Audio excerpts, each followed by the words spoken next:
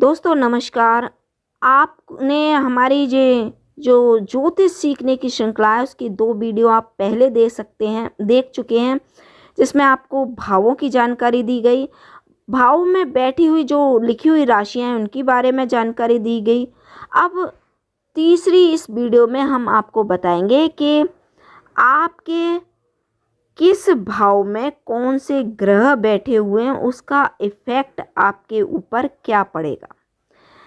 जन्म कुंडली में, जन्म पत्रिका में, आपकी कुंडली में जिस भाव में जो ग्रह बैठे होते हैं उनका प्रभाव किसी भी व्यक्ति पर उनके जीवन के हर क्षेत्र में पड़ता है। अब जन्म पत्री में किसी भाव में एक या एक से अधिक ग्रह भी बैठ सकते हैं। अब अगर एक ग्रह बैठा है तो उसका अलग इफेक्ट होगा, और साथ में अगर 2 ग्रह बैठे हैं तो ये 2 ग्रह अगर बैठे होते हैं तो ये युति कहलाते हैं।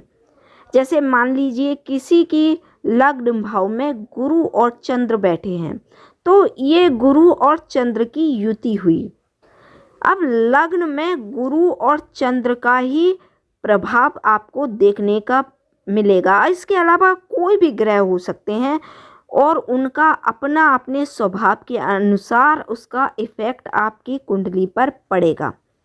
इन ग्रहों का आपसी संबंध होता है। ये संबंध शत्रुतापूर्ण भी हो सकता है, मित्रतापूर्ण होता है, या फिर कोई ग्रह न्यूट्रल होते हैं। अब जैसे कि मान लो मैंने आपको बताया गुरु चंद्र, तो ये आपस में मित्र हैं, और अगर आप अपनी मित्र राशि में लग्न में बैठे हैं तो ये आपको बहुत अच्छा फल देने वाले हैं।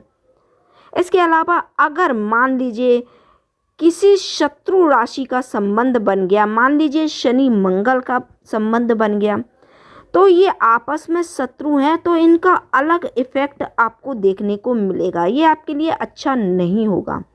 कुछ ऐसे ग्रह भी होते हैं जो आपस में न्यूट्रल होते हैं, जैसे कि मान लीजिए गुरु और बुध बैठ गए तो ये आपस में न्यूट्रल हैं और इनका अलग अलग सम प्रभाव पड़ेगा। एक दूसरे पर ये नेगेटिव प्रभाव नहीं डालेंगे और ना ही ज़्यादा ही पॉजिटिव इफेक्ट करेंगे। तो दोस्तों इस तरह के से हर भाव में हर ग्रह के बैठने का अपना अलग फल होता है। ज्योतिष में ग्रहों की संख्या 9 होती है। अब ग्रह कौन कौन से होते हैं? सूर्य, चंद्र, मंगल, बुध, बृहस्पति, शुक्र, शनि और राहु केतु। ये 9 ग्रह होते हैं, जिसमें राहु और केतु छाया ग्रह हैं। इनका अपना कोई अस्तित्व नहीं होता। अब इनमें हर ग्रह का अपना एक स्वभाव होता है। इसमें चंद्र, बृहस्पति और शुक्र सौम्य ग्रह, शुभ ग्रह माने जाते हैं। अब यहाँ चंद्र को आप एक अलग रख सकते हैं, क्योंकि चंद्र अपने प्रभाव के अनुसार, मान लीजिए अगर चंद्र शुक्ल पक्ष की अष्टमी से लेकर कृष्ण पक्ष की अष्टमी तक का है तो वो शुभ या सौम्य ग्रह कहलाता है, शुभ प्रभाव वाला कहलाता है। इसके अलावा अगर कृष्ण पक्ष की नवमी से लेकर शुक्ल पक्ष की सप्तमी तक का जो चंद्रमा है वो अशुभ प्रभाव वाला होता है, पाप ग्रह या माना जाता है। इसका एक अलग प्रभाव हो जाता है आपकी कुंडली में। वहीं सूर्य, मंगल, शनि, राहु, केतु क्रूर ग्रह की श्रेणी में आते हैं। शनि, राहु, केतु को पापक ग्रह भी कहा जाता है।